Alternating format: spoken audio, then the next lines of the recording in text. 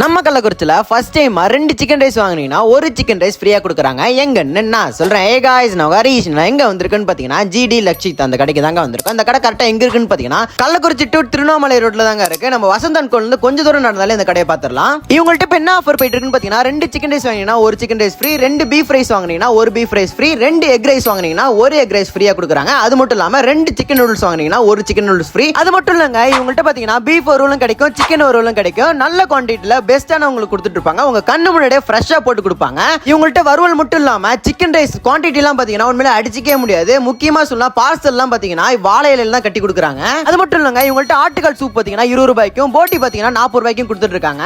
நான் எப்போ வந்தாலும் இவங்கள்ட்ட பீஃப் சில்லி, சிக்கன் சில்லி கண்டிப்பா சாப்பிடுவேன். இப்போ நான் வந்து பீஃப் சில்லி தான் சாப்பிட போறேன். டேஸ்ட் வைஸ் பாத்தீங்கன்னா உண்மையிலே எனக்கு ரொம்ப பிடிக்கும்.